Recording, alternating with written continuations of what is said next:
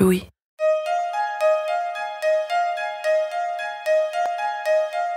En ce moment, alors que la pandémie du coronavirus sévit, il me semble qu'il y a 3 types de personnes. Celles qui sont encore dans le déni de la maladie, qui se disent qu'on en fait beaucoup trop, qu'on peut en fait continuer à vivre normalement. Celles qui respectent les gestes barrières, qui font attention, sans être forcément obsédées pour autant par le Covid. Et puis il y a les personnes qui, au moindre tout-sautement, à la moindre gorge qui pique et qui gratte, pensent être malades. Ces personnes guettent et voient des signes de maladie tout le temps.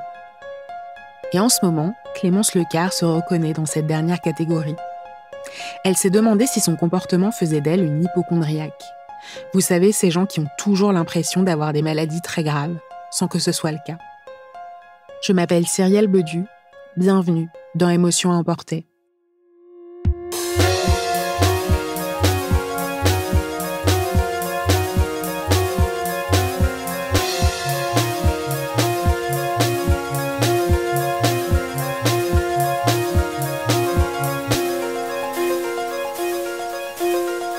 Quelques jours après le début du confinement, chapitre 2, je me suis réveillée avec le nez bouché et un mal de gorge. Pendant 2 journées, je me suis sentie un peu patraque et même si je n'en avais pas les principaux symptômes, comme la toux ou la perte d'odorat, une petite voix dans ma tête me soufflait constamment « Danger, coronavirus ». Bon, je vous rassure, c'était une fausse alerte. Mais ma réaction m'a tout de même interpellée. Il ne m'avait pas fallu longtemps pour tirer des conclusions hâtives de ce qui était vraisemblablement un simple rhume. D'ailleurs, je ne suis pas la seule à stresser visiblement. Dans les médias ou sur les réseaux sociaux, on est pas mal à faire preuve d'hypocondrie et à manifester notre angoisse. Alors je me suis demandé si finalement, à l'heure du Covid, on n'était pas tous devenus un peu hypocondriaques. Est-ce que notre peur de ce virus et toutes les précautions que nous nous efforçons de respecter s'apparentent à de l'hypocondrie? Et est-ce que ce n'est pas un mal pour un bien, finalement, que certaines et certains se révèlent hypocondriaques pour éviter d'aggraver l'épidémie? Et puis d'abord, ça veut dire quoi, en fait, être hypocondriaque? Pour répondre à ces questions, je me suis intéressée à ce qu'il y avait derrière le terme d'hypocondrie. Et je me suis rendu compte que c'était un peu plus compliqué que le simple fait d'avoir peur de tomber malade, comme on entend souvent. C'est ce que m'a expliqué la psychologue et sophrologue Michel Declercq, avec qui j'ai échangé par visioconférence, Covid oblige. Elle travaille sur le traitement de l'hypocondrie depuis une 10aine d'années, et pour elle, la difficulté d'expliquer clairement ce que c'est réside dans le fait que c'est une maladie bien réelle qui se base sur des éléments fictifs. C'est une très vieille maladie, l'hypocondrie. Elle date du IVe siècle avant Jésus-Christ, vous voyez. C'est l'époque de Galien et d'Hippocrate. Mais on ne sait pas souvent que le mot hypocondrie vient de l'hypocondre. Et l'hypocondre, c'est un endroit qui se trouve effectivement sous la dernière côte et qui est inaccessible en quelque sorte à la palpation. Et les premiers médecins, les médecins grecs dont je viens de parler en particulier, avaient observé qu'effectivement, il y avait dans le corps humain une partie du corps qui échappait à la palpation. Or, à l'époque, il n'y avait pas d'autre moyen, en quelque sorte, que la palpation pour savoir de quoi souffrait le malade. Et cet endroit, il l'avait appelé l'hypocondre. D'où le mot hypocondrie, une maladie dont on n'arrive pas à trouver l'origine. On ne peut pas dire que ce soit une maladie physique, ce qui fait que l'hypocondriaque, il ne va jamais savoir de quoi il est malade parce qu'on ne va rien trouver, comme il a l'habitude de le dire, malgré les nombreux examens plus sophistiqués les uns que les autres auxquels il va s'astreindre. C'est pas non plus une maladie mentale, hein. Il n'a pas une pathologie psychique, l'hypocondriaque, mais c'est effectivement un rapport perturbé avec le corps. C'est-à-dire qu'au lieu de vivre son corps comme un corps vécu, un corps qui lui appartient, un corps qu'il peut écouter lui-même en quelque sorte d'une certaine façon, eh bien c'est le corps médicalisé qui prend la place du corps vécu. Vous voyez, il y a une distorsion du rapport au corps. Il faut aussi distinguer les hypocondriaques purs et durs, dont Michel Declercq vient de parler, des personnes qui craignent pour leur santé de temps en temps. Pour la psychologue, ce qui fait la différence entre les deux, c'est le fait que la peur de tomber malade soit constante. Parce qu'effectivement, c'est assez vagabond l'hypocondrie. C'est-à-dire que tantôt, ça sera un cancer du foie, tantôt, ça sera une tumeur au cerveau, tantôt, ça sera une maladie neurologique, etc., etc. Ça peut voyager, mais ils auront toujours quelque part, à l'arrière-plan, ce souci hypocondriaque. Alors que vous avez des gens qui sont hypocondriaques parce qu'ils ne se sentent pas bien, parce qu'ils sont fatigués, ou bien parce qu'on leur a parlé d'une certaine maladie et qu'ils ont peur d'en être atteints. Mais c'est passager, oui. Alors que les hypocondriaques purs et durs, ils vivent leur vie entière, je vous assure, avec la menace de l'hypocondrie. Pour comprendre le fonctionnement des personnes hypocondriaques, Michel de Clercq a mis au point la spirale de l'hypocondrie, une méthode qui permet de visualiser les différentes étapes d'une crise. Il y a d'abord une sensation. Une crampe dans le mollet, un mal de tête, enfin bref, une sensation que vous n'avez pas l'habitude de ressentir et qui va vous paraître suspecte. Vous allez donc y porter toute votre attention, de manière disproportionnée, au point où cette sensation va occuper toutes vos pensées. Cette attention excessive se mêlera alors à de l'anxiété pour créer une émotion de panique. Et c'est là que tout bascule, lorsque vos émotions prennent le dessus sur votre raisonnement. Commence alors la recherche d'informations. Auprès de proches, sur Internet, Michel de Clercq appelle cela « la nourriture empoisonnée ». Et à mesure que les forums médicaux défilent, d'explications au départ anodines, les diagnostics se font de plus en plus graves, si bien que vous allez sortir de là avec la conviction que vous ne vous remettrez jamais de ce mal. Et c'est l'interprétation erronée des résultats de vos recherches qui va mener à la dernière étape de la spirale, l'hyperfréquentation médicale. Médecin traitant ou spécialiste, peu vous importe, vous êtes persuadé que quelque chose ne va pas et vous ne vous arrêterez pas de voir des professionnels tant que vous n'aurez pas mis un nom sur votre maladie. Alors, pendant une demi-journée, une journée, 2 journées, il va être un peu rassuré. Le médecin lui a dit qu'il n'avait rien. Ah oui, mais ça ne va pas durer, parce qu'il a besoin de savoir qu'il a quelque chose. Et surtout, il a besoin de donner un nom à sa maladie. Il est très malheureux tant qu'il n'a pas donné de nom à sa maladie. Donc, ça veut dire qu'il va recommencer le circuit.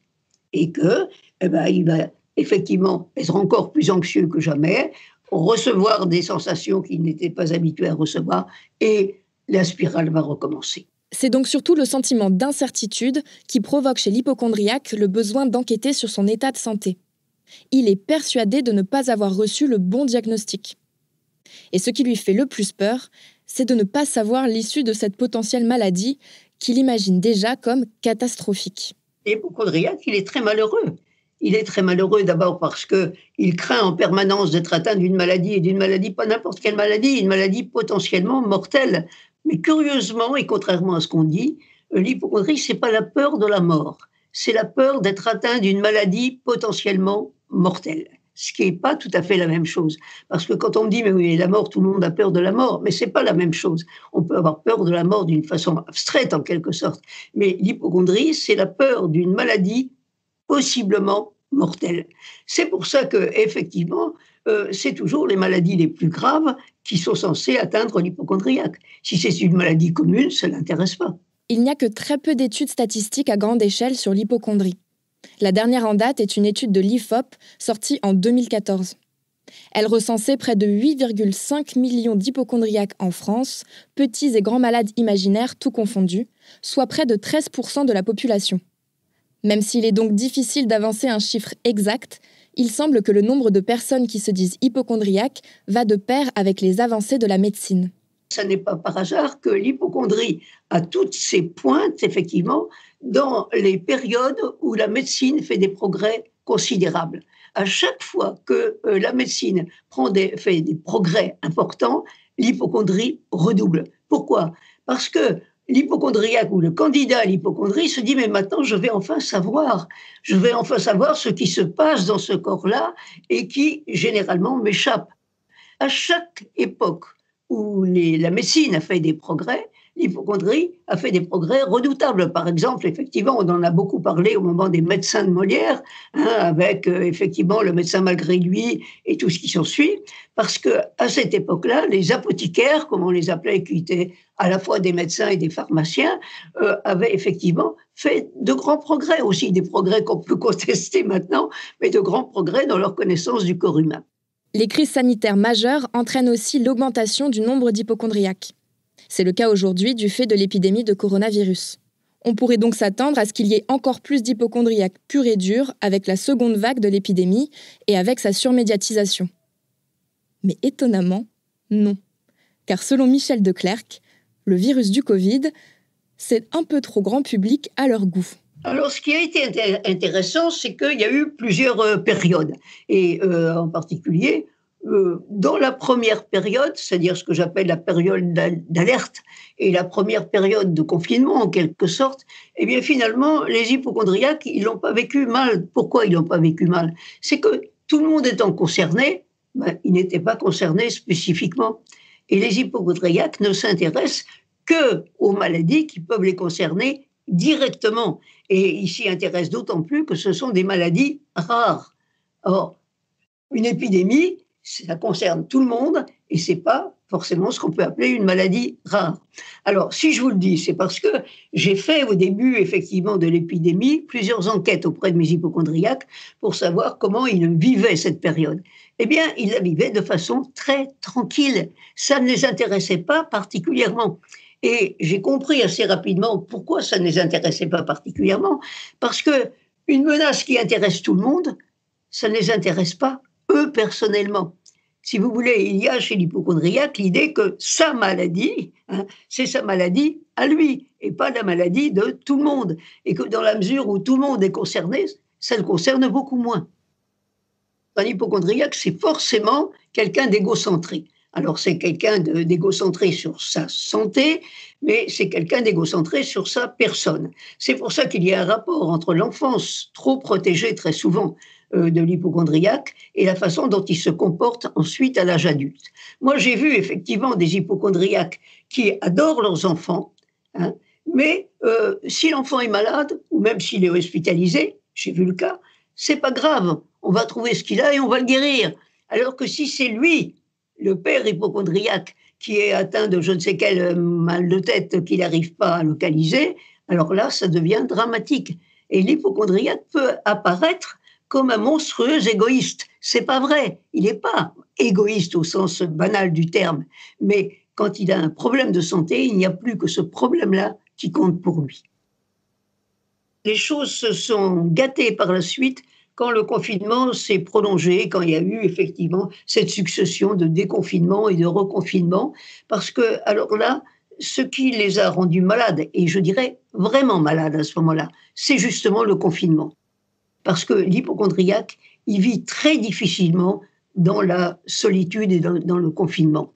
Parce qu'à ce moment-là, comme il n'a plus la possibilité de cette hyperfréquentation médicale dont on parlait tout à l'heure, d'apitoyer son entourage, puisque finalement, il n'y a plus malade que lui. Alors, du coup, il n'a plus ses soupapes, je dirais, habituelles. Hein. Donc, ça veut dire qu'à ce moment-là, il se sent vraiment très atteint, très malheureux, et il se trouve en quelque sorte à nu avec son hypocondrie.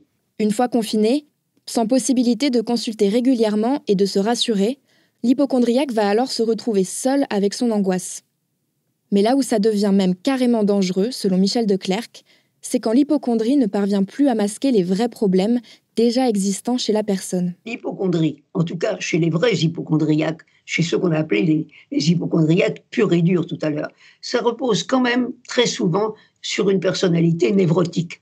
Hein. On a parlé d'anxiété, mais il y a souvent quand même une personnalité névrotique à la base. Ça veut dire que des manifestations psychiques cette fois, hein, qui seraient passées inaperçues en temps normal parce qu'elles sont couvertes par l'hypocondrie, du coup, sont revenues au premier plan. Très souvent, les symptômes, et l'hypocondrie en fait partie, sont là un petit peu pour camoufler effectivement la normalité.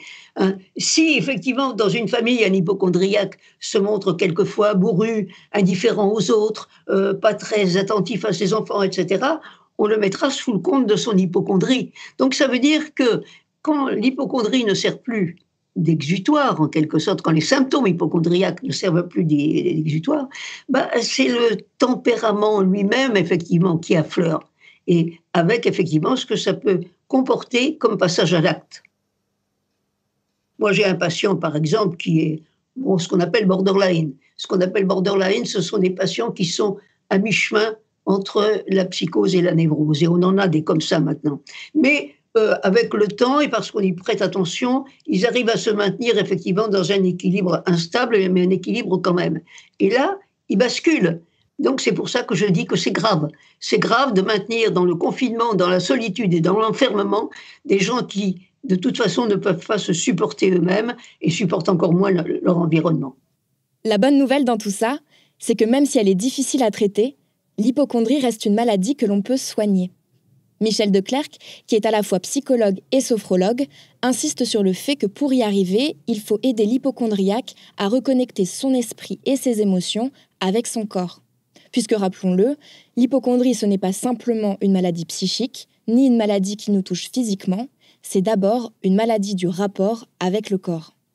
C'est là que les techniques qu'on appelle aujourd'hui les techniques psychocorporelles ont leur rôle à jouer. Et par exemple, la sophrologie, qui est une technique psychocorporelle comme une autre, permet effectivement d'avoir un autre rapport à son corps. Parce qu'en état de relaxation, par exemple, on arrive effectivement à sentir son corps autrement que comme un corps potentiellement souffrant et potentiellement malade. Et puis, à travers ces techniques psychocorporelles, on arrive aussi à calmer, d'une part, l'anxiété globale, qui joue quand même un rôle très important dans l'hypocondrie, mais aussi le jeu des émotions. Je pense qu'on aura gagné la partie avec l'hypocondriaque quand on lui aura expliqué, en quelque sorte, son rapport à son propre corps. Et c'est ce qu'on essaie de faire à travers les techniques psychocorporelles, parce qu'on ne traite pas simplement le corps en tant que tel avec la parole, mais on essaie de faire comprendre ce qui se passe dans effectivement l'illusion, en quelque sorte, hypocondriaque. Les personnes hypocondriaques, ce sont d'abord des personnes malheureuses. Et par conséquent, je pense qu'on pourrait leur proposer un soulagement à leur peine, parce que ce n'est pas joyeux d'être hypocondriaque. Donc si elles n'acceptent pas effectivement d'être taxées d'hypocondriaque, parce que ça a toujours un côté un peu offensant, on peut au moins effectivement leur dire qu'on peut les soulager de leur inquiétude, de leurs angoisses, de leurs crises de panique, mais pas de la maladie qu'elles sont supposées avoir.